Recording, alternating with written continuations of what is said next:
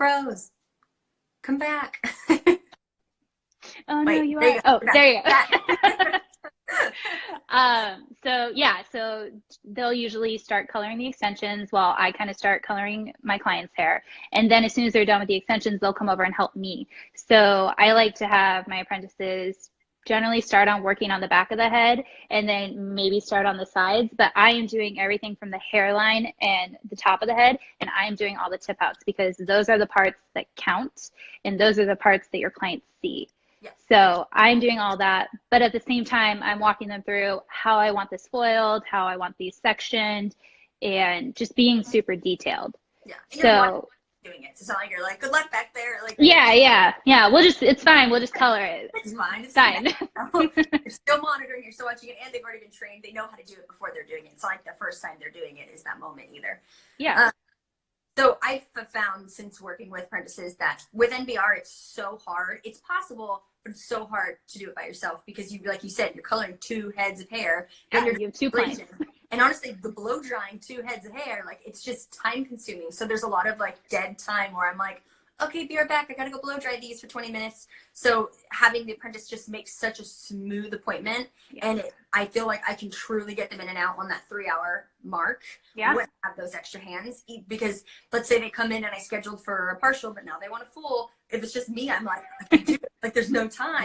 Yeah. With the extra hands, we can make it work. Like we can figure it out because I have more hands. Please still schedule. Like, please let me know beforehand. But it is, you have more room for add-ons and changes. And if they come in and their extensions are like, whoa, these are super crazy colored, we got sunscreen on them, like you can game plan quicker and better because there's just more hands. And I think clients love it because they're getting so much more work done in that same amount of time.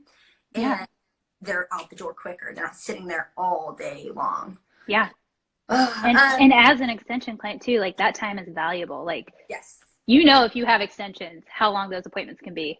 Yeah. We don't want you there for like 8 to 10 hours. Please, no. We love you. 3 to 4. We love you, but no. Yeah. That's a long time. Hangry, we have snacks, but still it happens. So what would you say the biggest benefits working with an apprentice for the stylist and for the client?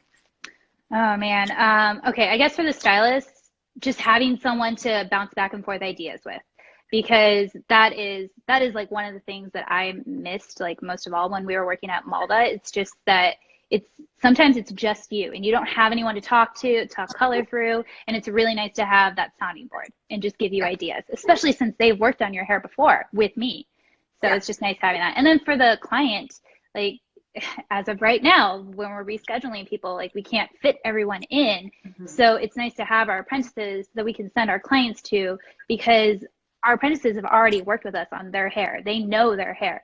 I mean, Maddie is like mixing 90% of the color that I do, and she is toning 90% of the colors that I do.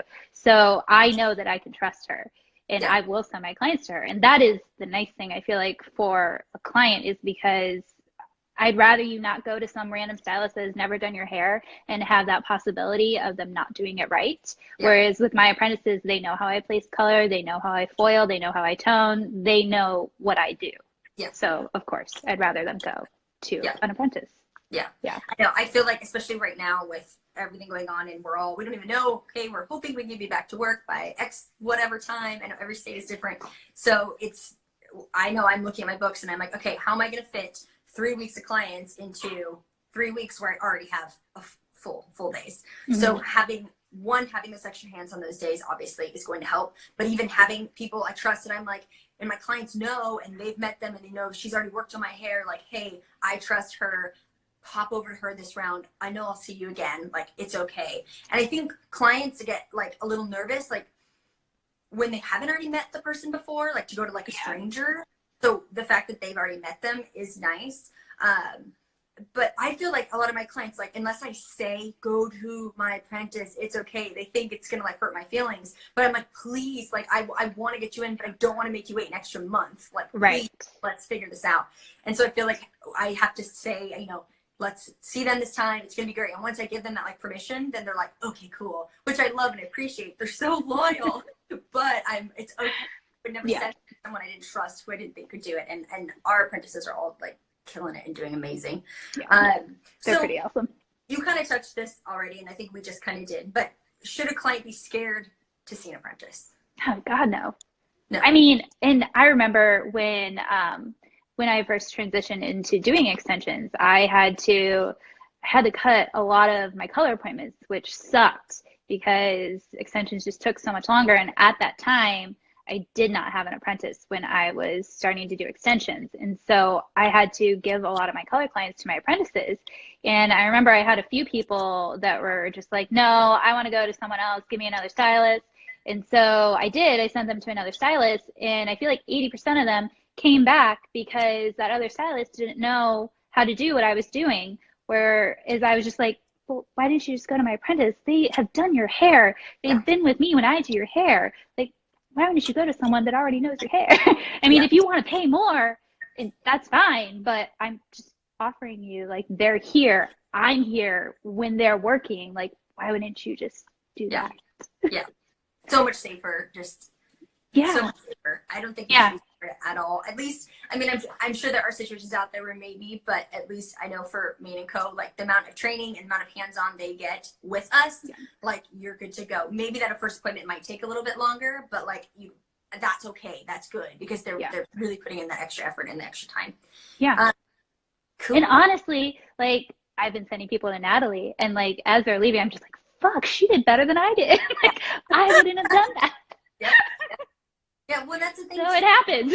We're so booked, like, by the hour that sometimes if a client says, like, I want to go really blonde, like, I want something totally different, I'm like, I love it. And normally I'd be, like, so down, but I can't do all of that in the time we have scheduled. So let's do what we can. And then I want you to see, you know, Maddie or Natalie or Hannah or someone, and they can spend that whole afternoon to, like, blonde you out. You know what I mean? Yeah, yeah. And they love doing it. And they love doing it. That's the other thing too, is that having the passion to do it just changes everything. Yeah. So final question. Have you had any negative responses when you first started transitioning? So let's say you're a stylist and you don't have an apprentice, you want to all of a sudden bring one on. Like, did you have any negative responses and how did you handle that? I wouldn't say that I had any like negative responses. I just had like a couple funny things that happened. Like I remember there was this one time, okay, for those of you that know Karen, she is like the quietest thing ever. And she loves sneaking up on us in the break room and scaring the shit out of us. And there was a time where I had asked her I was double booked, and I asked her if she could go check on my client, her foils. And so she walked over and she's like so quiet, walked over and didn't say anything. And I guess I wasn't even thinking about it. Like, hey, maybe just like let her know. But she just walked over. She was so quiet. She starts like checking on a foil. And my client was just like, what's happening? Whoa, who are you? And I just like turned and looked over and I was like, she's just going to check on your foils. Okay. Like I do this all the time. Karen's just going to do it because I'm foiling someone else right now. So how did you what did you do after that? Or how did you do? So, yeah, I mean, from that time on, I think I had said to Karen, like, maybe just like tap them, just let them know you're going to be checking the foils. Just like say, hey. I'm going to check on you. Just being all creepy. Like,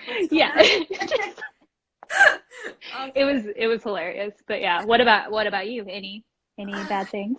I do think that there was some trial for me in the beginning. I did have to learn, and still sometimes I just assume everybody knows, like, and I feel bad with Monica. I always forget to be like, by the way, this is Monica. And so my clients, she's just like standing here and just starts like touching them. And my clients they're a little more used to it now because I've worked with assistants before. But in the beginning, there definitely was like that, like who are you? And like, who's going to introduce? Are you touching my? Yes. So I do try now to immediately be like, this is Monica. Like, she's going to be helping. She's licensed. She does hair. She works here too. Like, I'm just going to have more hands. We're going to get you. It's going to be a smoother appointment because we have her help. And I think that's big because I think when I first started, I think I did lose one client when I first started working with Apprentice. And honestly, it was like my first week of working with an apprentice. And I think I did not do a good enough job of explaining to my client, like, who she is, what her certifications are. Like, she is allowed to do this. She's trained. Like, I would never let her touch you if I didn't trust what she's doing. Because there was definitely like an energy shift that equipment that we had never had before. We always had a great energy. And so I did learn, okay, I need to approach this differently for these clients that aren't used to that, and just really explain to them you're in good hands, and make sure they know that I'm not just like leaving them with someone else and walking out kind of thing. But overall, it's been a pretty positive. I think people, I feel like every time you start foiling or styling, they're like, wow, I wish this could happen every day. I wish someone could come every day. I feel like a Kardashian. Like, that's what they always say. And now I think they love it. And when I don't have an apprentice, they're like, oh, man, right. way longer. Shit, I'm going to be here longer. Like if I come in on another day and I don't have anyone. Yeah, and I mean, I feel the same way. This is going to be a little bit longer. I gotta go try all this hair. But for the most part, it's been really positive, I feel like. But there has been, I think I had one client that didn't want to be blow dried by my apprentice for some reason, was like just super scared. But other than that, it's been fun. It's been good. And I do feel like I've gotten better at like training them and talking to the client. I think the biggest thing is communication with the client, and of course, like the assistant to do everything. Cool. So we're just over 20 minutes. So we almost made it. I knew we'd go a little bit over. Damn. So we will end this, and then we will go ahead and save it to our story so you can watch it later, or if anyone missed it, we'll see if we can put it on our IGTV. We might have to split it into two since it's over 15 minutes. I don't know, or YouTube or something. But if you guys, I will put a story. Katie will do one too after this on like a question box. So if you guys have any other topics that you want us to talk about during this time, I mean, what a great thing to utilize right now, because we're all just hanging out at home. We'd like to do this again. If you guys want to see more, or if you liked this, let us know so we know we're not, wasting our time, that you guys actually want to hear from us. But if there's any other topics you want us to talk about, we'd be happy to share them. Yep. Cool. Thanks for coming on, Katie. Bye. Bye.